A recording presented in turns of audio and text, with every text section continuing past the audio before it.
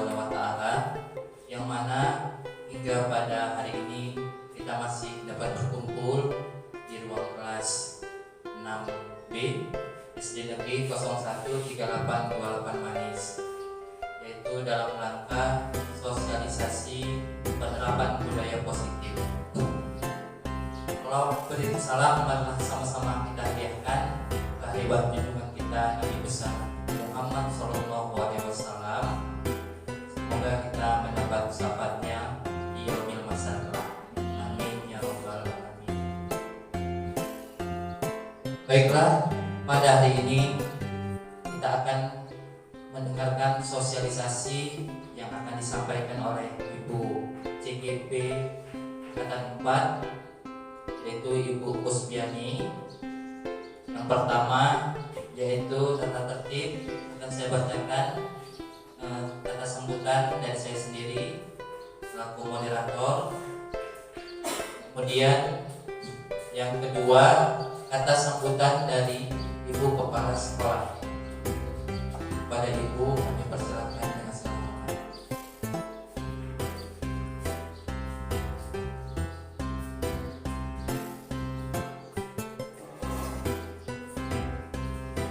Assalamualaikum warahmatullahi wabarakatuh.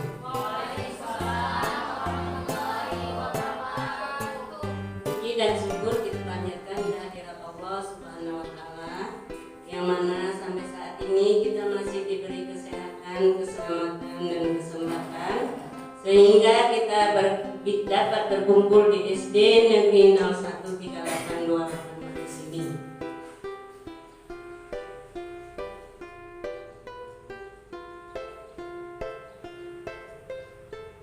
Pada hari ini kita akan mensosialisasi penerapan budaya positif untuk guru penggerak. Di sini saya sebagai kepala sekolah mendukung Ibu untuk memajukan sekolah kita ini.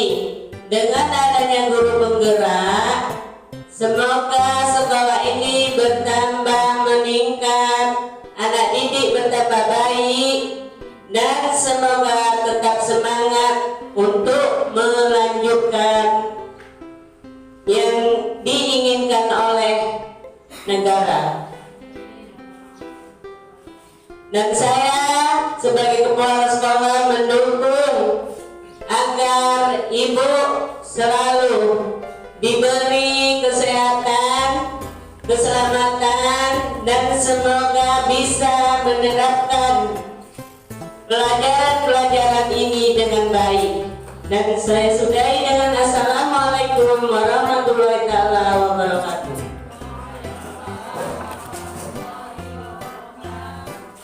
Terima kasih kepada Ibu Kepala Sekolah memberikan kesambutannya. Kemudian masuklah kita ke acara pokok, yaitu sosialisasi penerapan budaya positif yang akan disampaikan Ibu Kusbiani selaku CGP Angkatan 4 Kabupaten Asahan Sumatera Utara. Kepada Ibu kami persilakan.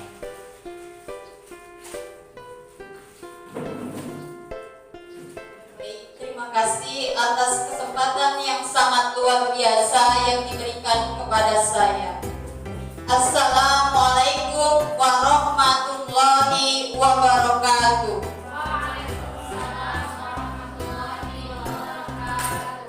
Alhamdulillah, puji dan syukur kita ucapkan kepada Allah Tuhan Yang Maha Esa, yang mana pada kesempatan siang hari ini kita semua masih diberi begitu banyak nikmat, yaitu berupa nikmat iman, nikmat kesehatan dan keselamatan, sehingga kita dapat berkumpul di ruangan ini.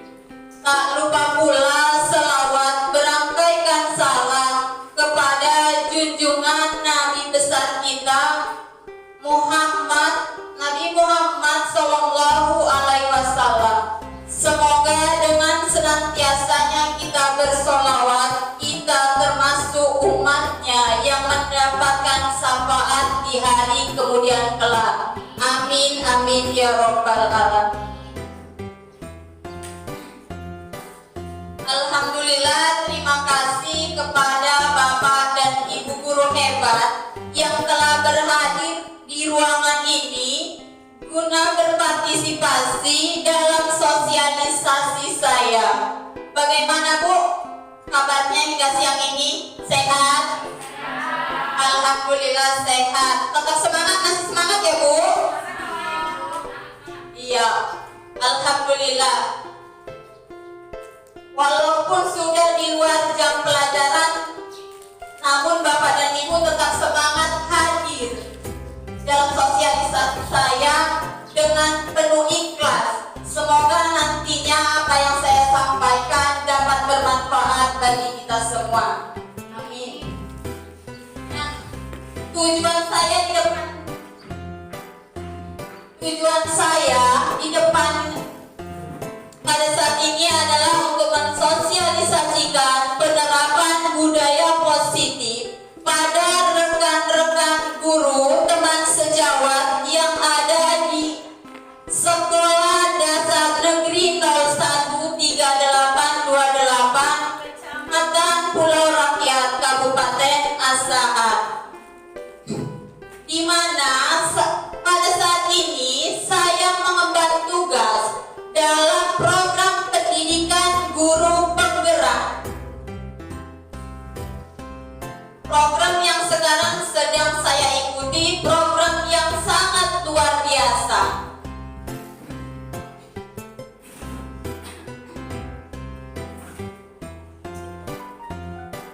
Mungkin Bapak dan Ibu semua sebagian ada yang belum tahu apa itu program pendidikan guru penggerak.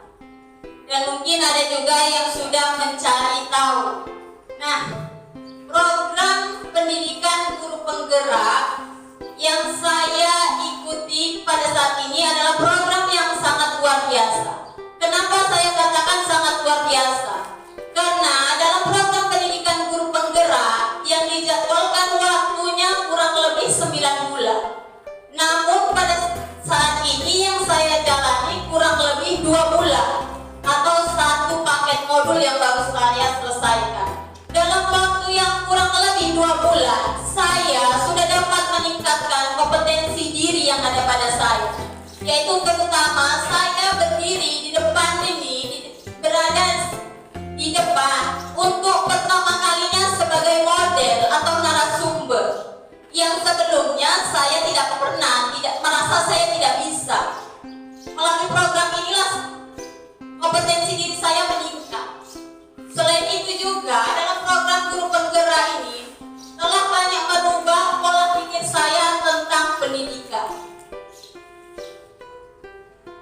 Yang selama ini mungkin kita berpikirnya sama ya Bapak Ibu, bahwa tujuan pendidikan itu supaya menjadikan muridku bisa. Seperti itulah yang ada di pikiran saya sebelum saya mengikuti program guru penggerak. Nah, baiklah, saya langsung masuk ke sosialisasi saya, yaitu penerapan budaya positif. Nah, untuk menciptakan budaya positif, terlebih dahulu, di sini saya akan menjabarkan alur dari filosofi pendidikan menurut Ki Hajar Dewantara. Untuk menciptakan budaya positif, terlebih dahulu kita harus memahami apa itu pendidikan menurut Bapak pendidikan kita. Yaitu sama-sama kita ketahui Bapak pendidikan kita adalah Bapak Ki Hajar Dewantara. Nah, menurut Bapak pendidikan Ki Hajar Dewantara, tujuan pendidikan adalah menuntut segala kekuatan kodrat yang ada pada anak agar dapat mencapai keselamatan dan kebahagiaan yang setia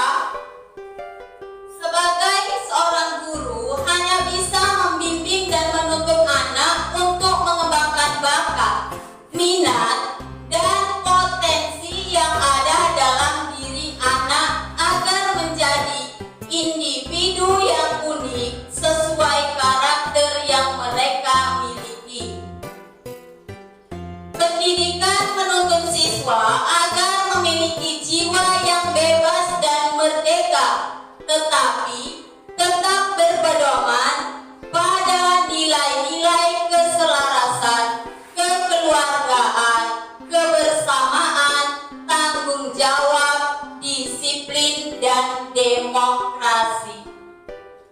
Pendidikan adalah pembelajaran yang berpusat pada peserta didik. Pendidik harus menjadi seperti semboyan Ki Hajat Dewantara. Adapun semboyan Ki Hajat Dewantara yaitu Ingaso Sungtolodo, artinya di depan memberi contoh. Ingmadyo Mangun Karsa, artinya di tengah memberi semangat. Dan Tukuri Handayani, yang artinya di belakang memberi dorongan. Nah, kita sebagai pendidik di sini diibaratkan seperti petani, yang mana kita tidak dapat memaksa karena setiap siswa, setiap murid mempunyai karakter yang unik, memiliki kemampuan yang berbeda-beda. Ibarat petani dan siswa adalah benihnya. Bagaimana kita sebagai petani bisa menciptakan atau menghasilkan kualitas hasil panen atau padi yang berkualitas? Bagaimana caranya supaya kita bisa menghasilkan anak didik kita nantinya bisa diterjunkan di masyarakat? Untuk menghasilkan, kalau sebagai petani ya Bapak Ibu, untuk menghasilkan tanaman yang unggul, bagaimana caranya kita? Bisa saja kita harus memberi pupuk, menyediakan, merawat tanamannya dengan membuang hama-hama supaya hasilnya bagus.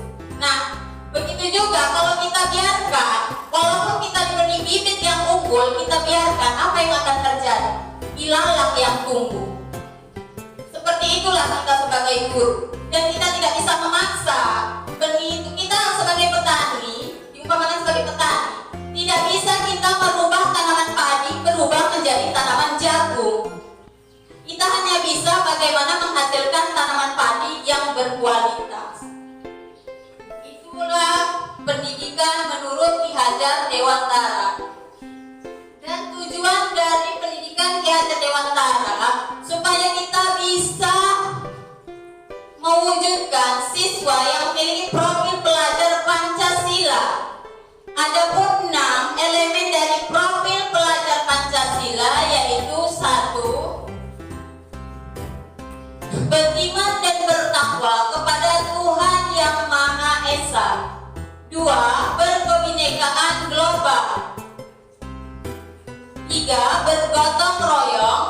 4. Kreatif. 5. Bernalar kritis. Dan 6. Mandiri. Kemudian dalam pembelajaran seorang guru, kita harus mempunyai nilai dan peran. Ada beberapa nilai dan peran kita sebagai guru. Untuk mewujudkan visi sekolah, visi itu adalah tujuan ya. Sebagai guru bukan hanya mampu menggerakkan dan memajukan pembelajaran dan pendidikan kepada peserta didik, tetapi juga mampu menggerakkan sekolah untuk dapat berpusat pada peserta didik, mengikut sertakan komponen lingkungan rumah, sekolah, dan masyarakat untuk bekerja sama mendidik dan membimbing peserta didik. Seorang guru harus memiliki nilai mandiri, reflektif, kolaboratif, inovatif, serta berpihak pada murid. Dan seorang guru harus mampu berperan menjadi pemimpin pembelajaran, menggerakkan komunitas praktisi, menjadi coach bagi guru lain, mendorong kolaborasi antar guru,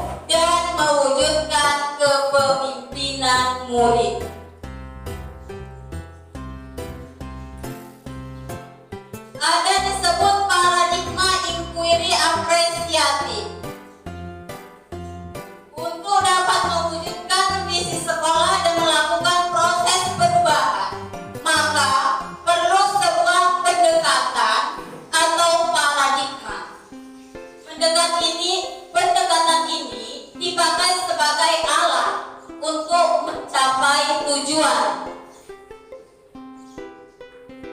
Paradigma yang akan dipilih dalam melakukan suatu perubahan positif ini dikenal dengan inquiry apresiatif atau disingkat dengan IA.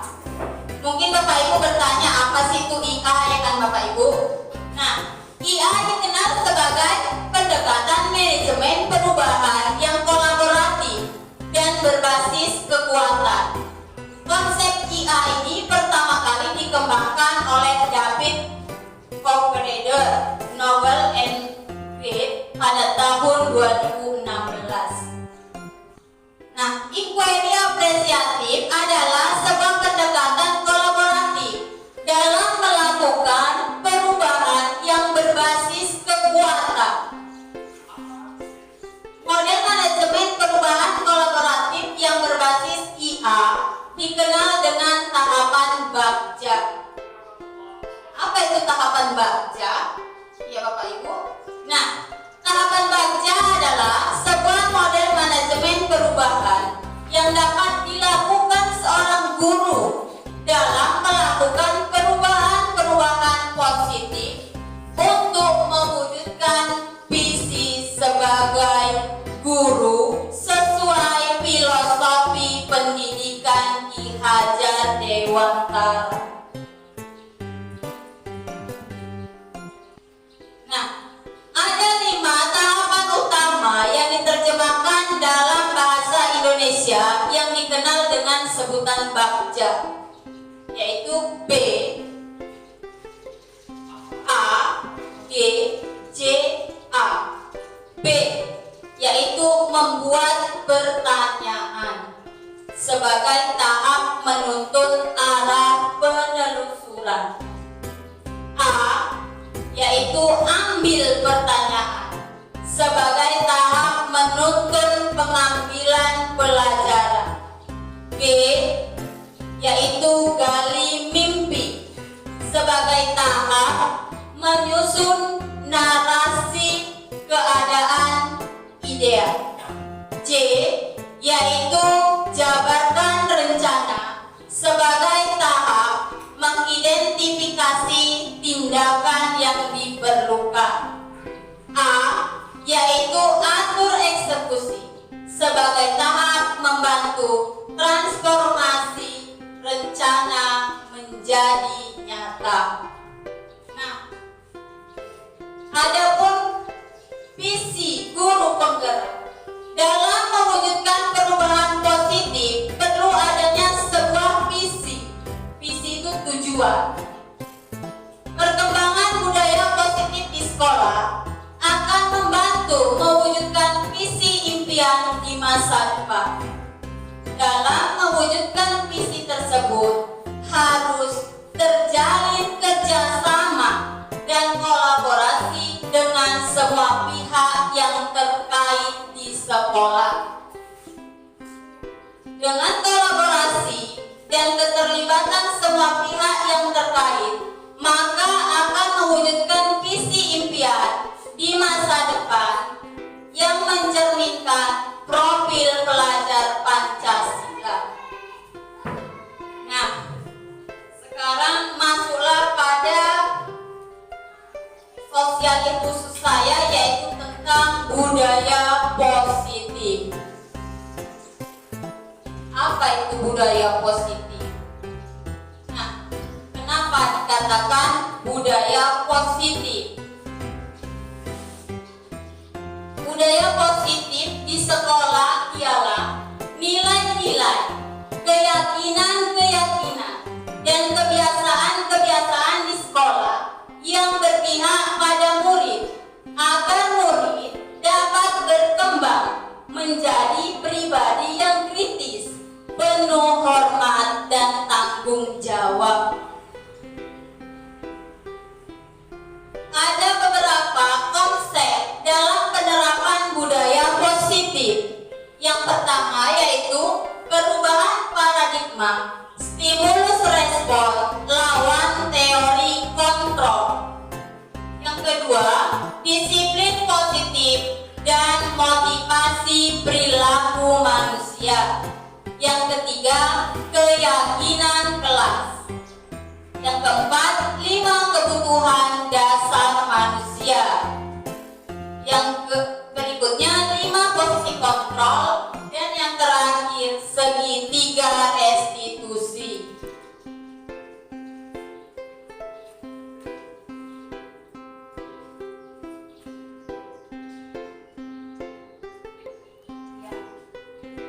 Dalam konsep perubahan budaya positif, yang pertama adalah perubahan paradigma. Untuk membangun budaya positif, sekolah perlu menyediakan lingkungan yang positif, aman, dan nyaman agar murid-murid mampu berpikir, bertindak, dan mencipta dengan merdeka, mandiri, dan bertanggung jawab. Salah satu strategi yang perlu diperbaiki adalah bentuk disiplin atau teori kontrol. Nanti Bapak Ibu, teori kontrol. Bentuk disiplin atau teori kontrol yang selama ini berjalan di sekolah. Dr. William Glasser mengatakan beberapa ilusi berikut ini dalam menerapkan teori kontrol di sekolah. Yang itu, ilusi guru mengontrol murid. Kemudian ilusi bahwa semua penguatan positif, efektif, dan bermanfaat. Kemudian ilusi bahwa kritik dan membuat orang merasa bersalah dapat menguatkan karakter. Bagaimana seseorang bisa berubah dari paradigma stimulus respon kepada pendekatan teori kontrol? Stephen R. Covey, Principle Centric Leadership pada tahun 1991 mengatakan bahwa bila kita ingin membuat kemajuan berlahan, sedikit-sedikit ubahlah sikap atau perilaku Anda. Namun, bila kita ingin memperbaiki cara-cara utama kita, maka kita perlu mengubah kerangka acuan kita. Ubahlah bagaimana Anda melihat dunia, bagaimana Anda berpikir tentang manusia. Ubahlah paradigma Anda. Skema pemahaman dan penjelasan aspek-aspek tertentu tentang realitas. Nah, perubahan paradigma. Perubahan paradigma di sini saya tampilkan di layar, yaitu stimulus respon lawan teori kontrol dalam pandangan tentang dunia. Stimulus respon tentang dunia, yaitu realita atau kebutuhan kita sama. Inilah paradigma yang harus kita ubah. Benarkah kebutuhan kita semua sama, Bapak dan Ibu? Tentunya tidak ya Bapak dan Ibu. Setiap orang memiliki kebutuhan yang berbeda. Bahkan orang yang sama, anak kembar sekalipun yang terlahir dari rahim yang sama, memiliki kebutuhan yang berbeda. Nah, teori kontrol tentang dunia, realita atau kebutuhan kita berbeda. Ya, jelas berbeda. Begitu juga kita dalam mendidik. Kita kaitkan dengan pembelajaran, menangani peserta didik. Peserta didik itu tidak sama. Mereka adalah unik dari berbagai kalangan, dari berbagai latar belakang. Nah, seperti itulah perubahan paradigma. Kemudian semua orang dalam stimulus respon, semua orang melihat hal yang sama. Namun teori kontrol, setiap orang memiliki gambaran yang berbeda. Ya, benar. Nah, stimulus respon, kita mencoba mengubah orang agar berpandangan sama dengan kita. Tidak bisa. Paradigma ini yang harus kita rubah menjadi teori kontrol. Kita berusaha memahami pandangan orang lain tentang dunia. Kita yang memahami, tapi kita tidak bisa mengubah orang agar pandangannya sama dengan kita. Nah, dalam stimulus respon, perilaku buruk dilihat sebagai suatu kesalahan. Nah, dalam teori kontrol, semua perilaku perilaku memiliki tujuan, walaupun perilaku tersebut bersifat negatif. Seperti itu yang kita hadapi nantinya pada peserta didik. Apapun yang dilakukan mereka pasti ada tujuannya. Mereka berbuat kesalahan pasti ada tujuannya. Pandangan inilah yang harus kita rubah. Nah, kemudian dalam stimulus respon, orang lain bisa mengontrol saya. Realitanya dalam teori kontrol, hanya Anda yang bisa mengontrol diri Anda. Kita sendiri yang mengontrol diri kita. Kemudian saya bisa mengontrol orang lain. Ini tidak bisa ya Bapak Ibu. Teori kontrol mengatakan Anda tidak bisa mengontrol orang lain. Kemudian berikutnya stimulus respon, pemaksaan ada pada saat bujukan yang gagal. Dalam teori kontrol, kolaborasi dan konsensus menciptakan pilihan-pilihan baru. Dan yang terakhir dalam stimulus respon, model berpikir menang atau kalah.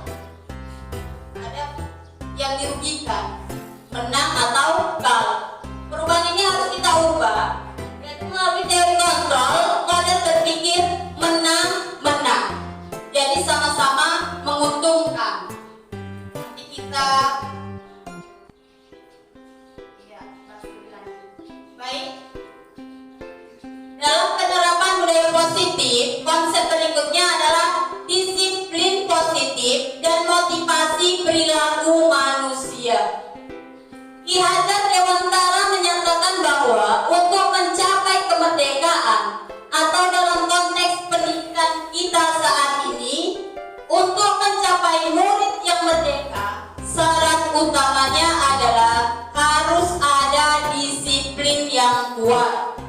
Disiplin yang dimaksud adalah disiplin diri.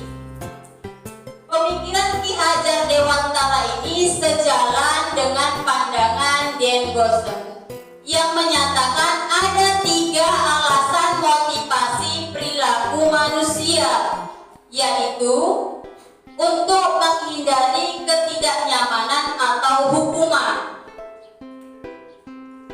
Ini maksudnya motivasi manusia, kita berbuat seperti ini untuk apa sih? Itulah. Yang pertama, untuk menghindari ketidaknyamanan atau hukuman.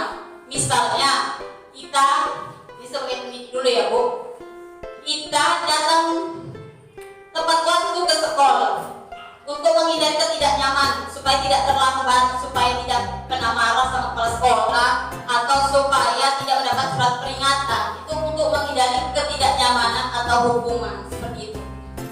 Kemudian untuk mendapatkan imbalan atau penghargaan dari orang lain. Misalnya kita datang ke sekolah tepat waktu supaya dipuji sama kawan-kawan atau sama kepala sekolah. Ini kalau kita sebagai pendidik. Itu motivasi perilaku manusia. Nah, yang terakhir adalah untuk menjadi orang yang mereka inginkan dan menghargai diri sendiri dengan nilai-nilai yang mereka percaya.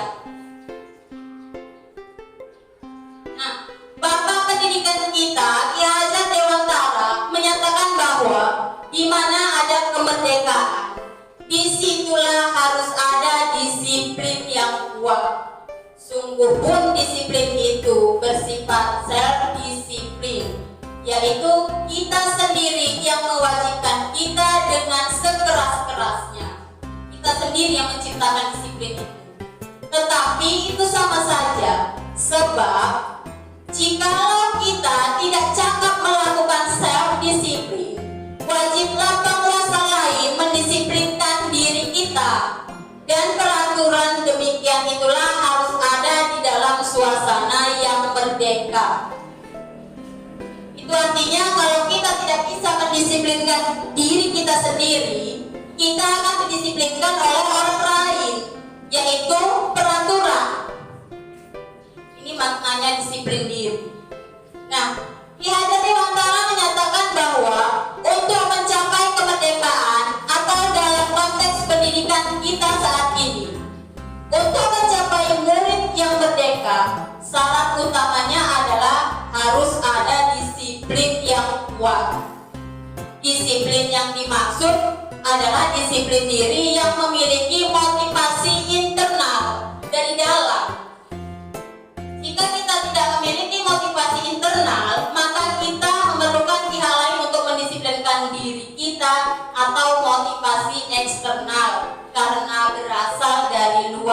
bukan dari diri kita sendiri.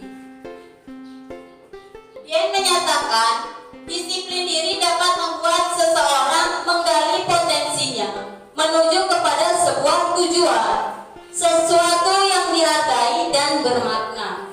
Dengan kata lain, disiplin diri juga mempelajari bagaimana cara kita mengontrol diri dan bagaimana menguasai diri untuk memilih tindakan yang mengacu pada nilai-nilai yang dihargai. Nah, adapun tujuan disiplin positif adalah menanamkan motivasi yang ketiga pada murid-murid kita, yaitu menjadi orang yang mereka inginkan dan menghargai diri sendiri dengan nilai-nilai yang mereka percaya. Ketika murid-murid kita memiliki motivasi tersebut, mereka telah memiliki motivasi intrinsik yang berdampak jangka panjang. Motivasi yang ketiga tadi ya Bapak dan Ibu, yaitu menjadi orang yang mereka inginkan dan menghargai diri sendiri dengan nilai-nilai yang mereka percaya.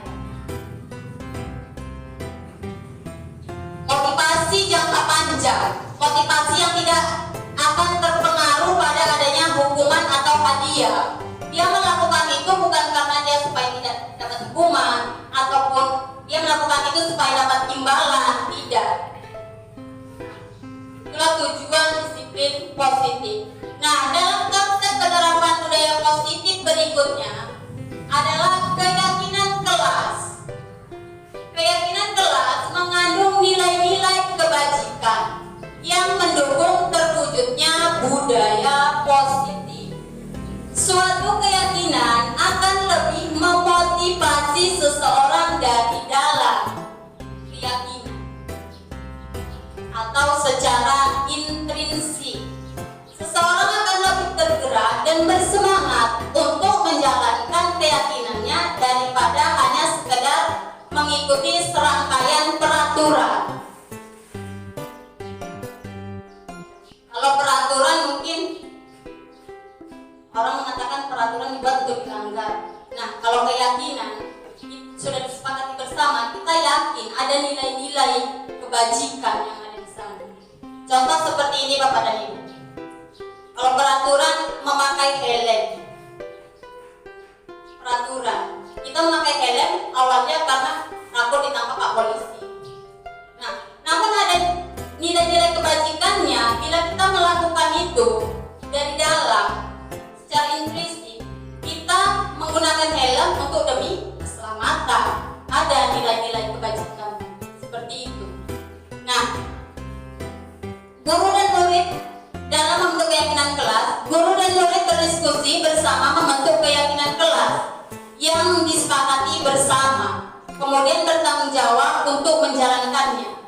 Dalam menjalankan keyakinan kelas, setiap warga kelas harus memahami dan menyepakati konsekuensi atau sanksi apa yang akan didapat jika ada warga kelas yang melanggar keyakinan kelas yang telah disepakati. Mengapa harus konsekuensi? Mengapa tidak hukuman? Karena konsekuensi adalah sebuah penerapan disiplin terhadap sesuatu yang dilanggar. Konsekuensi adalah sebuah identitas berhasil, sedangkan hukuman adalah sebuah identitas gagal. Apa beda konsekuensi dengan hukuman? Misalnya seperti ini. Siswa melakukan kesalahan, dia tidak mengerjakan PR. Nah, kalau kita memberikan hukuman, mungkin kita suruh dia berdiri di depan selama jam pelajaran sampai habis. Itu adalah hukuman, tidak ada sebab akibatnya. Namun konsekuensi, kalau kita memberikannya sanksi atau konsekuensi, bagaimana siswa yang tidak mengerjakan PR tersebut? Bisa saja kita perintah dia mengerjakan PR sekarang juga. Nah, itu yang disebut dengan identitas berhasil, ada hasilnya. Itulah perbedaan hukuman dengan konsekuensi. konsekuensi. Nah, dalam pembentukan keyakinan kelas itu dibentuk bentuknya lebih bersifat abstrak daripada peraturan yang lebih rinci dan konkret, lebih nyata. Kalau peraturan mungkin panjang lebar, siswa harus begini, ya kan? Itu peraturan kelas. Nah, yang dibentuk di sini adalah keyakinan kelas yang disepakati bersama. Nah, berikutnya keyakinan kelas berupa pernyataan-pernyataan universal.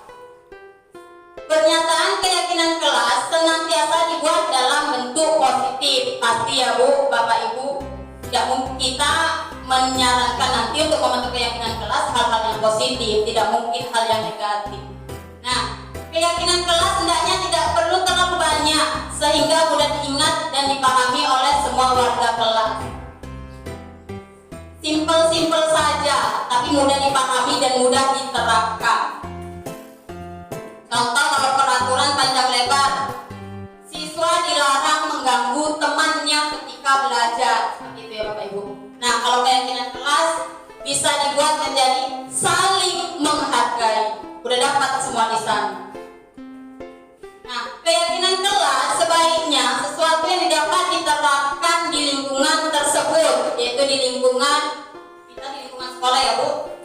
Nah, kemudian semua warga kelas hendaknya ikut berkontribusi dalam pembuatan keyakinan kelas lewat kegiatan curah pendapat, berdiskusi. Keyakinan kelas seperti apa yang menggantikan peraturan tadi menjadi keyakinan kelas? Keyakinan kelas apa yang akan kita jalankan, akan kita buat di kelas kita?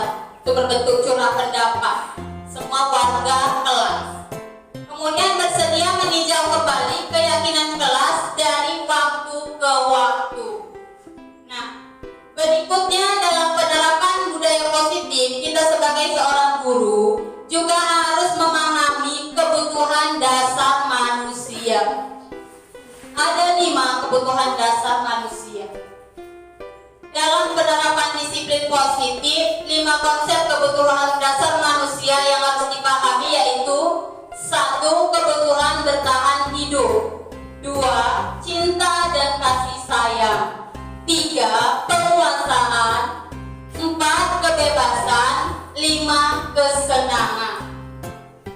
Seorang murid yang tidak begitu berhasil secara akademik, mungkin kebutuhan akan kekuasaan tidak terpenuhi di sekolah.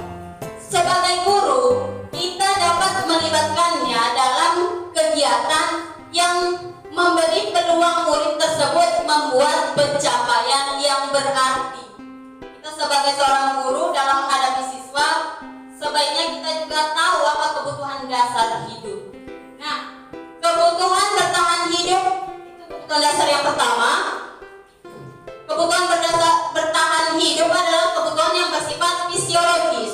Untuk bertahan hidup misalnya kesehatan, rumah, dan makanan.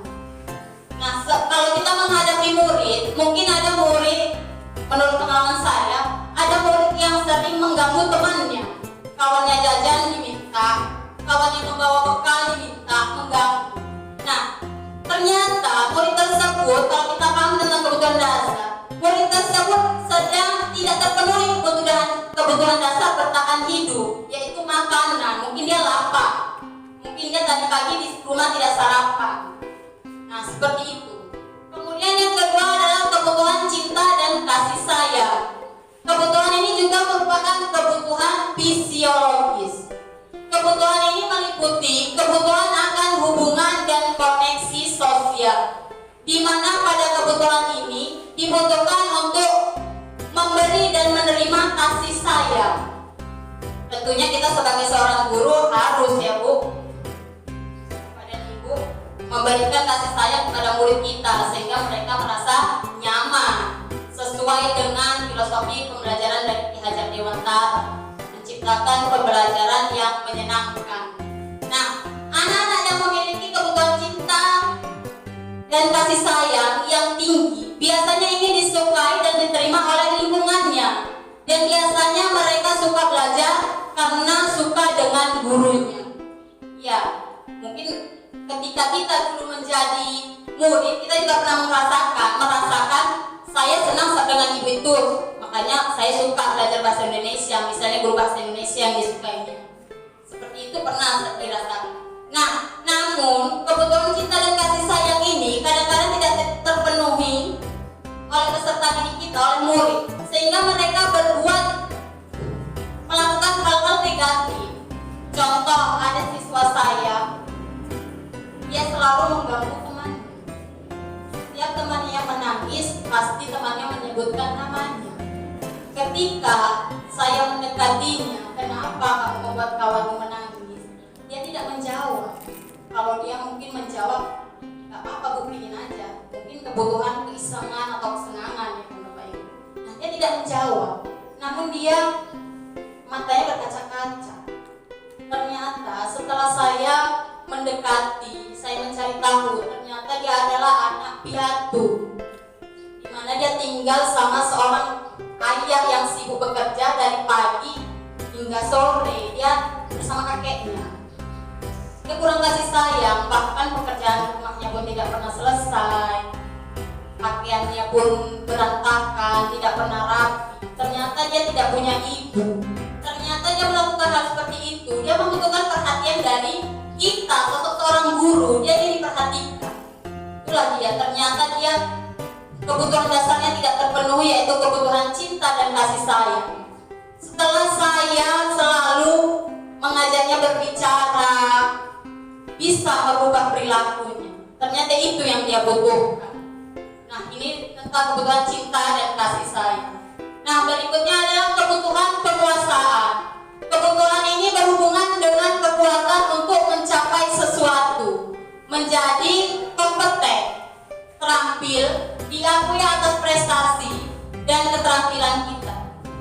Kebutuhan ini juga meliputi keinginan untuk dianggap berharga.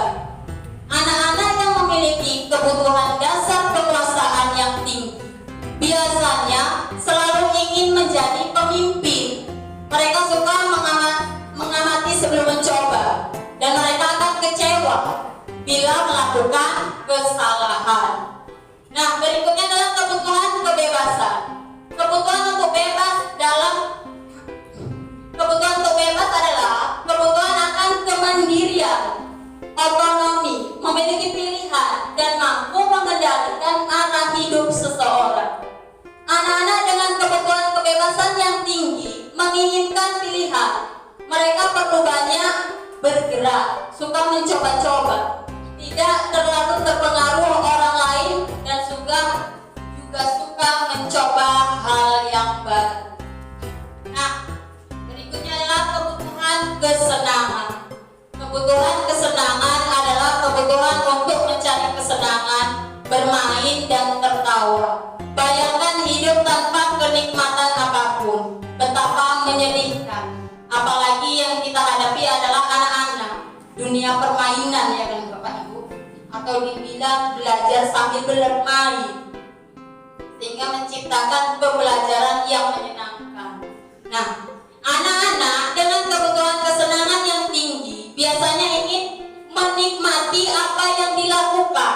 Mereka juga konsentrasi tinggi saat mengerjakan hal yang disenangi, yang menginginkan supaya kebutuhan kesenangannya terpenuhi. Semua orang senantiasa berusaha untuk memenuhi kebutuhannya dengan berbagai cara.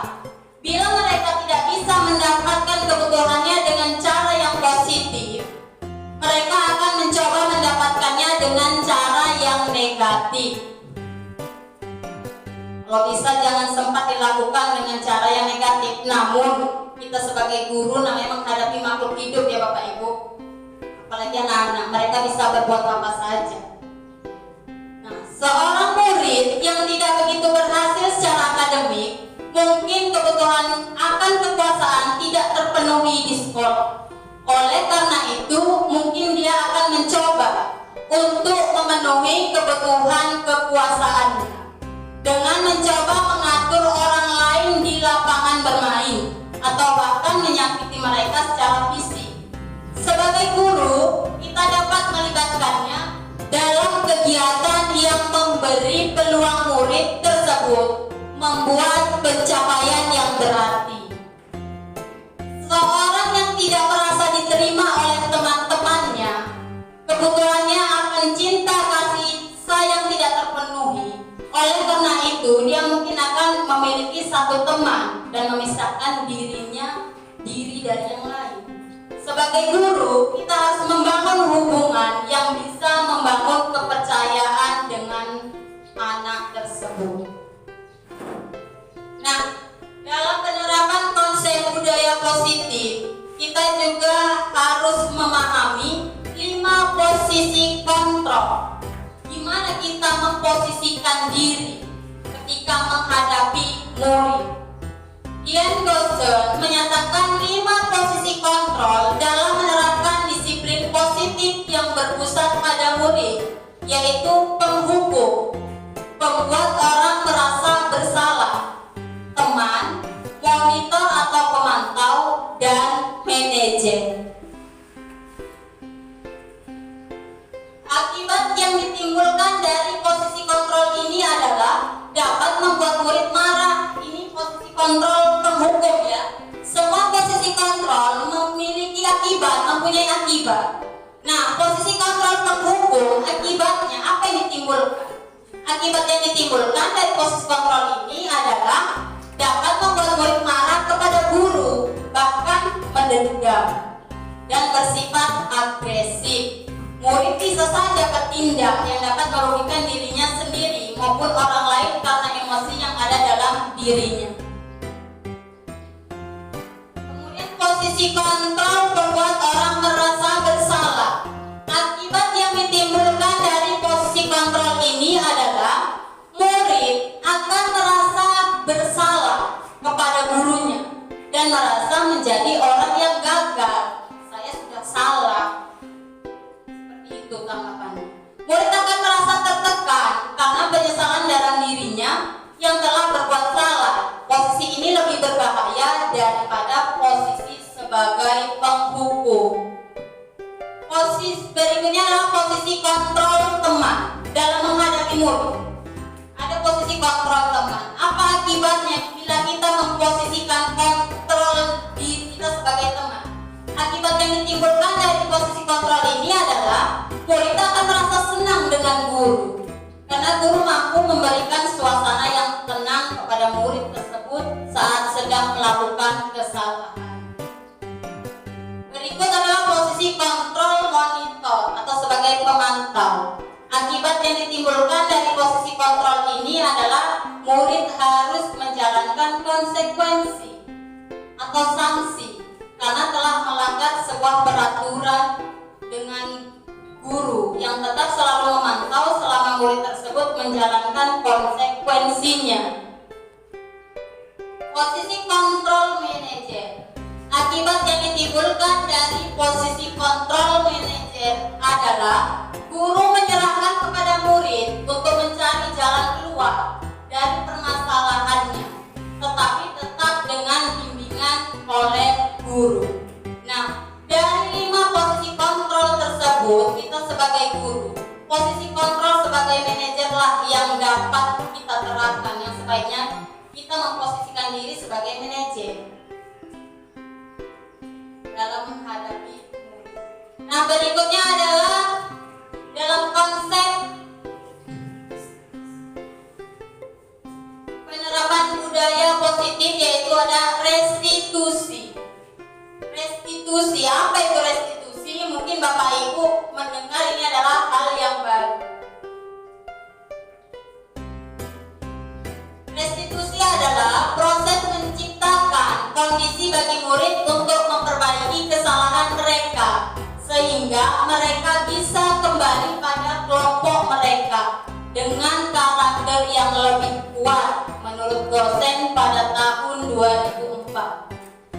Restitusi juga adalah proses kolaboratif yang mengajarkan murid untuk mencari solusi untuk masalah dan membantu murid berpikir tentang orang seperti apa yang mereka inginkan dan bagaimana mereka harus memperlakukan orang lain menurut 1996.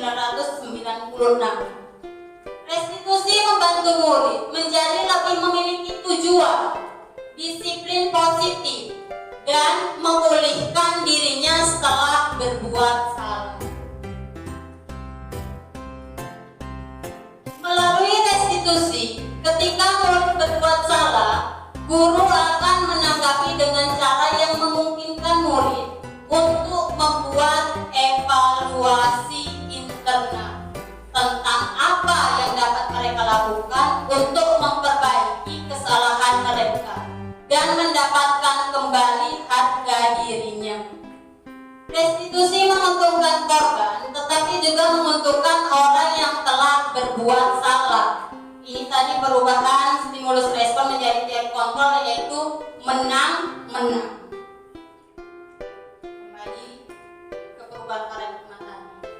Nah, Dian Klausen menyatakan ada 3 tahapan untuk membantu guru memfasilitasi muridnya dalam melakukan restitusi yang disebut dengan segitiga restitusi.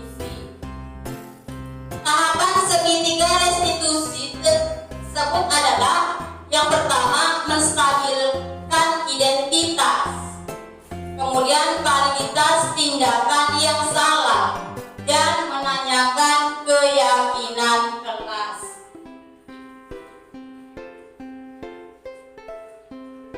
Restitusi dilakukan melalui tahapan menstabilkan identitas, maksudnya hal terbaik apa yang sebenarnya bisa dilakukan oleh murid dalam berperilaku baik dengan teman sebayanya maupun orang dewasa. Menstabilkan identitas.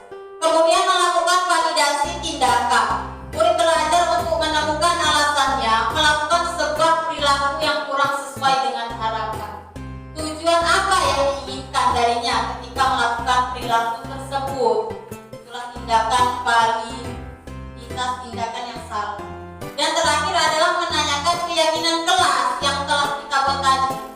Keyakinan kelas yang sudah disepakati apabila melanggar dan mendapatkan konsekuensi. Nah, apa yang dia yakini dalam kesepakatan kelas sebagai dari kesepakatan yang sudah disepakati tadi.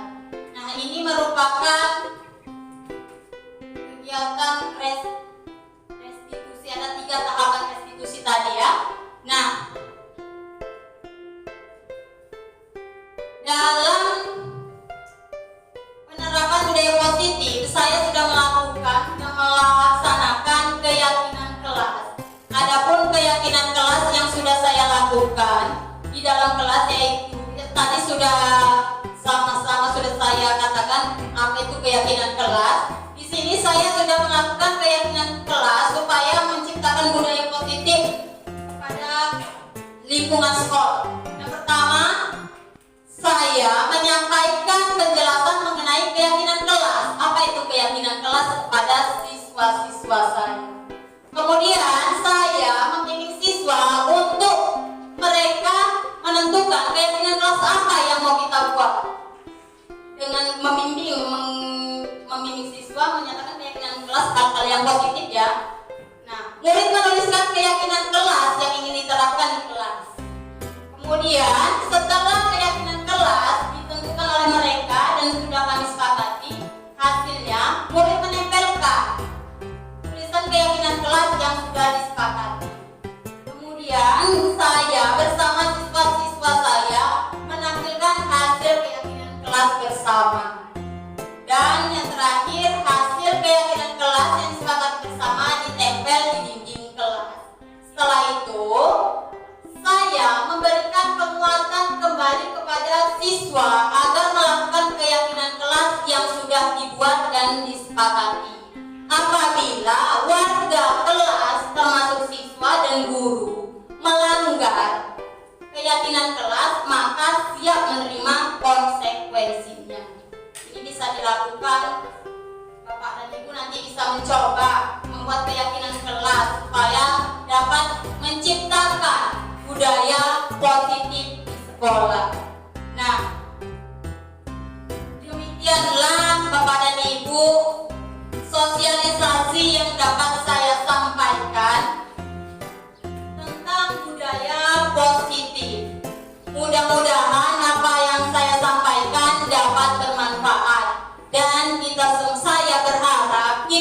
semua warga sekolah untuk kedepannya nanti kita dapat menerapkan budaya positif di lingkungan sekolah kita ini. Ya Bapak Ibu, siap ya Bapak Ibu? Iya. Nah demikian, terima kasih kepada Bapak dan Ibu yang telah meluangkan waktunya, dan saya juga mohon maaf bila terjadi salah-salah kata. Ya, baiklah Bapak